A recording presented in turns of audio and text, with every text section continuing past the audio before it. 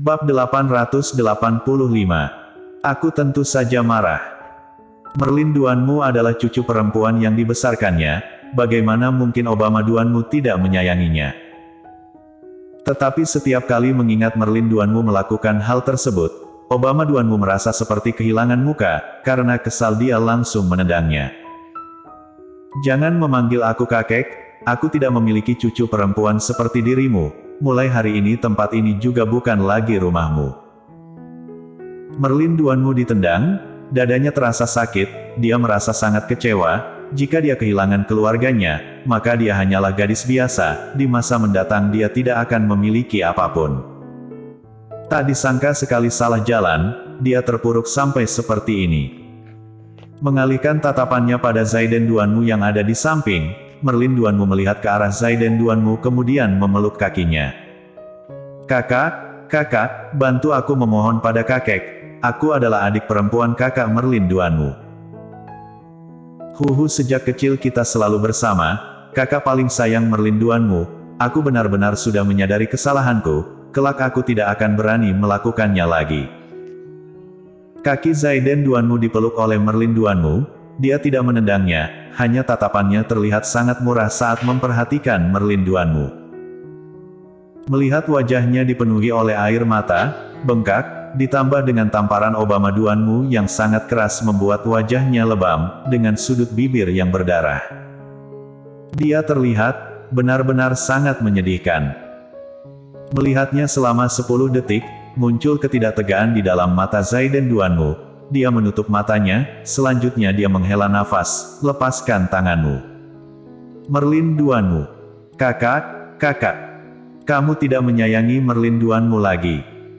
Zaiden Duanmu merasa tidak berdaya, lepaskan dulu tanganmu. Merlin Duanmu menggeleng keras kepala, bukan hanya dia tidak melepaskan tangannya sebaliknya pelukannya malah semakin kuat. Ini adalah harapan terakhirnya, jika dia melepaskannya, itu berarti dia benar-benar akan diusir dari kediaman keluarga Duanmu.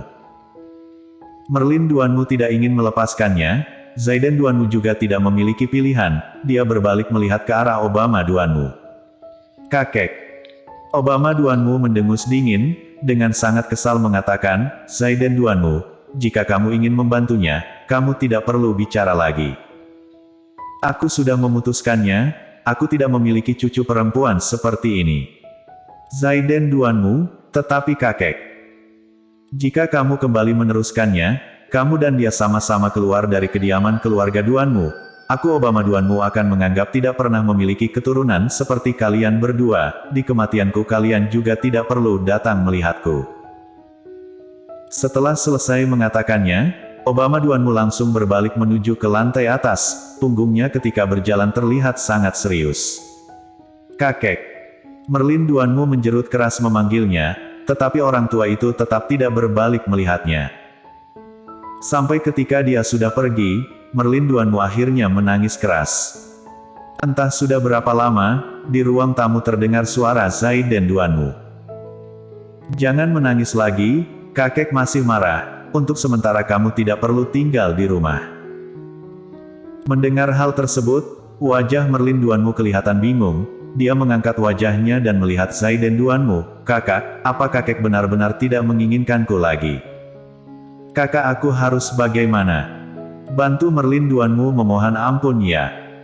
Tadi kamu sudah melihatnya, jika meminta ampunannya di saat seperti ini sama saja seperti cari mati. Ujar Zaiden Duanmu datar. Jadi apa tidak perlu lagi meminta ampun? Apa aku benar-benar harus meninggalkan keluarga Duanmu? Merlin Duanmu ketakutan sampai berbicara dengan nada keras. Sebelumnya bagaimana aku menasehatimu? Sekarang kamu menyesal apa gunanya? Zaiden Duanmu berpikir, akhirnya dia memanggil orang, untuk sementara kamu tinggal di luar dulu, setelah kakek tidak marah lagi, aku akan kembali meminta ampun pada kakek. Semuanya sudah seperti ini, Merlin Duanmu tidak memiliki pilihan selain menyetujuinya. Tidak ke kantor selama beberapa hari, Audrey Han setiap hari hanya makan dan tidur atau tidur dan makan.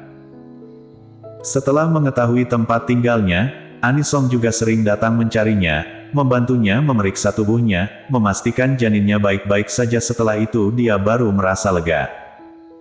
Audrey Han juga mengetahui masalah Merlin Duanmu dari Anisong. Kabarnya masalah Merlin Duanmu menaruh obat juga sudah diketahui oleh keluarga Duanmu, dan dia juga sudah dibawa pulang. Kakeknya langsung mengumumkan kalau mereka sudah tidak memiliki hubungan dengannya. Selanjutnya Merlin Duanmu diusir dari rumah. Merlin Duanmu benar-benar sudah diusir dari rumah, tetapi semua orang sangat paham. Bagaimanapun Merlin Duanmu adalah bagian keluarga mereka, kemarahan ini hanya sementara dan semua yang terjadi hanya untuk dipertontonkan. Setelah semuanya berlalu, semuanya akan kembali seperti semua. Memikirkan hal tersebut, Anisong merasa tidak bisa menerimanya. Menurutmu seorang gadis, mengapa memiliki hati yang busuk seperti ini? Tidak mendapatkan cinta, langsung menggunakan cara murahan. Aku benar-benar tidak berani mempercayai di klan keluarga besar ada gadis seperti itu. Setelah berpikir, Anisong mengepalkan tinjunya. Rasanya aku seharusnya langsung membereskannya saja waktu itu. Apa gunanya memberitahu anggota keluarganya? Terakhir dia masih tetap dilindungi bukan? Audrey Han melihat Anisong yang marah-marah, tidak bisa menahan diri dan tersenyum ringan. Bibi, kamu jangan marah lagi, keluarga Duanmu juga sudah dipermalukan. Jika tidak mereka tentu tidak akan marah sampai seperti ini, apalagi sampai benar-benar mengusirnya keluar. Anisong memperhatikannya, kamu tidak marah sedikitpun. Audrey Han tersenyum ringan mengatakan, aku tentu saja marah. Anisong, siapa yang akan mempercayaimu? Wajahmu senyum-senyum terus. Mendengar hal tersebut Audrey Han menunduk, telapak tangannya kemudian menyentuh perutnya. Tidak terasa sudah 3 bulan, sekarang aku adalah seorang ibu, jika aku marah karena masalah ini, bayi yang ada di dalam perutku tentu akan terpengaruh.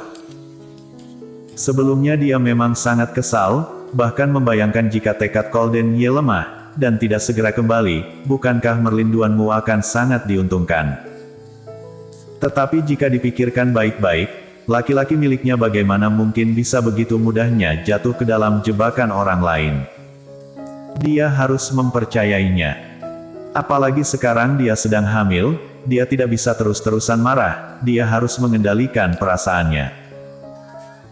Kesimpulannya, setelah Merlin Duanmu merasakan kegagalan ini, seharusnya dia akan tidak melakukan apapun lagi selama beberapa saat. Jika dia kembali melakukan sesuatu, dia akan menempuh jalur hukum, memasukkannya ke dalam penjara. Memikirkan hal tersebut, Audrey Han kemudian mengatakan, apakah bukti dia menaruh obat bisa disimpan? Anisong tertegun sejenak, selanjutnya dia pun paham maksud perkataan Audrey Han, mengangguk, tentu saja, tapi aku rasa yang terpikir olehmu pasti juga terpikir oleh Golden Ye. Hari itu, aku sempat berpikir setelah meminum obat tersebut bocah tengik ini pasti tidak bisa berpikir dengan jernih, siapa sangka dia sudah mengatur semuanya dengan baik. Setelah menyelesaikan perkataannya, Anisong kembali menghela nafas, kamu memang tidak perlu marah, kejadian seperti ini tidak perlu terus kamu pikirkan, hanya saja masalahmu dengan Golden Ye. Dia berhenti sejenak, selanjutnya bertanya, sepertinya dia sudah menganggapku sebagai bibimu. Dia sama sekali tidak mengingatnya, terakhir apa dia masih mengunjungi dokter, mengenai ingatannya. Untuk masalah ini aku belum pernah membahasnya, aku juga tidak jelas. Kalau begitu apa yang akan kamu lakukan? Apa kamu akan terus menghabiskan waktu seperti ini bersamanya? Tanya Anisong. Ditanya seperti ini, Audrey Han kembali terdiam, dia melihat jari jemarinya. Sebenarnya, dia juga tidak memiliki cara yang lebih baik, apa dia harus membawa Golden Ye ke rumah sakit memeriksa memorinya? Atau dia langsung memberitahu Golden Ye kalau Anisong bukan bibinya, tetapi bibi Golden Ye? Dan benar saja, sesuatu yang terlalu lama ditutupi, semakin sulit dijelaskan. Orang tidak akan memahami kesusahanmu, tetapi mereka akan bertanya dan menyalahkanmu kenapa kamu tidak mengatakannya. Bersambung.